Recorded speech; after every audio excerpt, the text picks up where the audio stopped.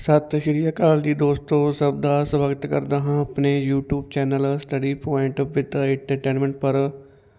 ਦੋਸਤੋ ਅੱਜ ਆਪਾਂ PSSB ਕਲਰਕ ਦੀ ਟਾਈਪਿੰਗ ਟੈਸਟ ਡੇਟ ਸੰਬੰਧੀ ਗੱਲ ਕਰਨ ਜਾ ਰਹੇ ਹਾਂ ਕਿ ਇਸ ਦੀ ਟਾਈਪਿੰਗ ਟੈਸਟ ਕਦੋਂ ਹੋ ਸਕਦੀ ਹੈ। ਅਤੇ ਇੱਕ ਆਪਾਂ ਹੋਰ ਗੱਲ ਡਿਸਕਸ ਕਰਾਂਗੇ ਕਿ ਜਿਸ ਸਮੇਂ ਆਪਣਾ ਟਾਈਪਿੰਗ ਟੈਸਟ ਹੋਵੇਗਾ ਉਸ ਸਮੇਂ ਆਪਾਂ ਆਪਣਾ ਕੀਬੋਰਡ ਨਾਲ ਲੈ ਕੇ ਜਾ ਸਕਦੇ ਹਾਂ। ਇਸ ਸੰਬੰਧੀ ਆਪਾਂ ਅੱਜ ਗੱਲ ਕਰਾਂਗੇ।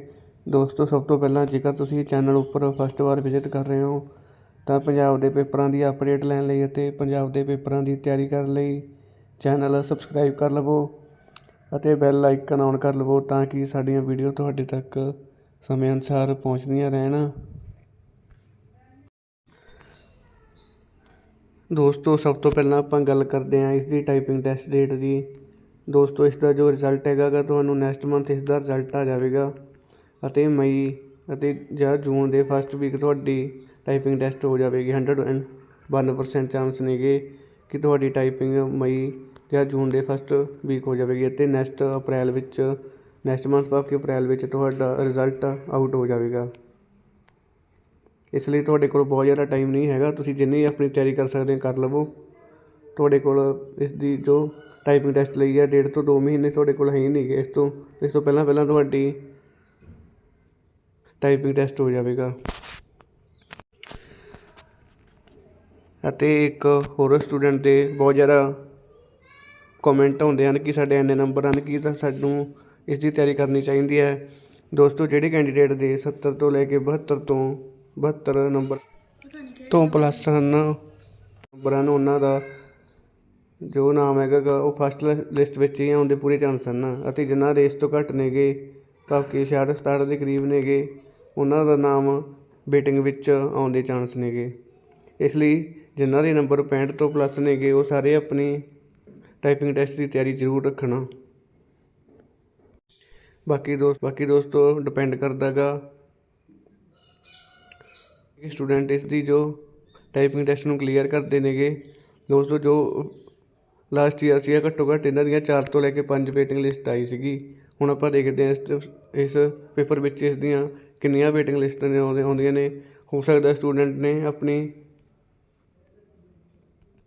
ਟਾਈਪਿੰਗ ਦੀ ਤਿਆਰੀ ਵਧੀਆ ਕਰ ਲਈ ਹੋਵੇ, ਇਸ ਕਰਕੇ ਵੇਟਿੰਗ ਲਿਸਟ 1 ਜਾਂ 2 ਹੀ ਆਉਣ। ਬਾਕੀ ਹਜੇ ਆਪਾਂ ਇਸ ਬਾਰੇ ਕੁਝ ਵੀ ਨਹੀਂ ਕਹਿ ਸਕਦੇ। ਬਸ ਮੈਂ ਇਹੀ ਕਹਿ ਸਕਦਾ ਜਿਨ੍ਹਾਂ ਦੇ ਨੰਬਰ 65 ਤੋਂ ਪਲੱਸ ਨੇਗੇ ਉਹ ਆਪਣੀ ਟਾਈਪਿੰਗ ਦੀ ਤਿਆਰੀ ਜ਼ਰੂਰ ਰੱਖਣ ਅਤੇ ਜਿਨ੍ਹਾਂ ਦੇ ਨੰਬਰ 70 ਪਲੱਸ ਹਨ ਉਹ ਤਾਂ ਬਿਲਕੁਲ ਹੀ ਸੇਫ ਹਨ, ਉਹਨਾਂ ਦਾ ਨਾਮ ਤਾਂ ਪੱਕਾ ਹੀ ਆਵੇਗਾ। ਬਾਕੀ ਡਿਪੈਂਡ ਕਰੂਗਾ ਜਿੰਨੀਆਂ ਵੀ ਵੇਟਿੰਗ ਲਿਸਟ ਆਉਣਗੀਆਂ 2-3 ਵੇਟਿੰਗ ਲਿਸਟ ਆ ਗਈ ਤਾਂ ਜਿਨ੍ਹਾਂ ਦੇ ਨੰਬਰ 65 ਪਲੱਸ ਹਨ ਉਹਨਾਂ ਦਾ ਸਾਰਿਆਂ ਦਾ ਨੰਬਰ ਜ਼ਰੂਰ ਆ ਜਾਏਗਾ। ਇਸ ਕਰਕੇ ਹੀ ਮੈਂ ਕਹਿ ਰਿਹਾ ਜਿਨ੍ਹਾਂ ਦੇ ਨੰਬਰ 65 ਪਲੱਸ ਨੇ ਉਹ ਆਪਣੀ ਤਿਆਰੀ ਜ਼ਰੂਰ ਰੱਖਣ। ਨੈਕਸਟ ਆਪਾਂ ਗੱਲ ਕਰਦੇ ਹਾਂ ਕੀਬੋਰਡ ਸੰਬੰਧੀ। ਜਿਵੇਂ ਕਿ ਦੋਸਤੋ ਮੇਰਾ ਟਾਈਪਿੰਗ ਟੈਸਟ ਹੋਇਆ ਸੀਗਾ 2023 ਵਿੱਚ। ਉਸ ਸਮੇਂ ਇਹ ਇੰਸਟਰਕਸ਼ਨ ਸੀਗੀ ਕਿ ਤੁਸੀਂ ਆਪਣਾ ਕੀਬੋਰਡ ਨਾਲ ਲੈ ਕੇ ਜਾ ਸਕਦੇ ਹੋਗੇ।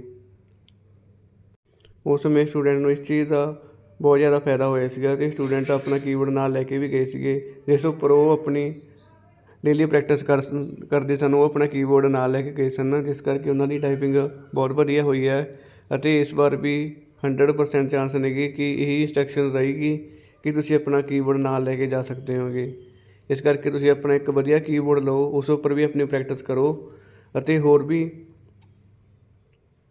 ਵੱਖਰੇ ਕੀਬੋਰਡ 'ਤੇ ਆਪਣੀ ਪ੍ਰੈਕਟਿਸ ਜਾਰੀ ਰੱਖੋ, ਕਿਉਂਕਿ ਹੋ ਸਕਦਾ ਇਹ ਇੰਸਟਰਕਸ਼ਨ ਇਸ ਵਾਰੀ ਚੇਂਜ ਕਰ ਦਿੱਤੀ ਜਾਵੇ।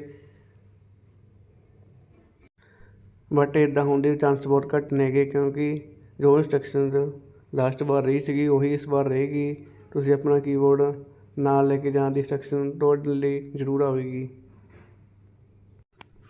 ਇਸ ਲਈ ਤੁਸੀਂ ਇੱਕ ਵਧੀਆ ਕੀਬੋਰਡ ਲੈ ਕੇ ਰੱਖੋ ਅਤੇ ਉਸ ਉੱਪਰ ਆਪਣੀ ਪ੍ਰੈਕਟਿਸ ਕਰੋ। ਅਤੇ ਜੇ ਇੱਦਾਂ ਦੀ ਇੰਸਟਰਕਸ਼ਨ ਇਸ ਬਾਰੇ ਵੀ ਆਉਂਦੀ ਹੈ ਕਿ ਤੁਸੀਂ ਆਪਣਾ ਕੀਬੋਰਡ ਨਾਲ ਲੈ ਕੇ ਜਾ ਸਕਦੇ ਹੋ ਤਾਂ ਕਿ ਤੁਸੀਂ ਉਹ ਆਪਣਾ ਕੀਬੋਰਡ ਨਾਲ ਲੈ ਕੇ ਜਾ ਸਕੋ, ਉਸ ਉੱਪਰ ਆਪਣੀ ਪ੍ਰੈਕਟਿਸ ਕਰੋ।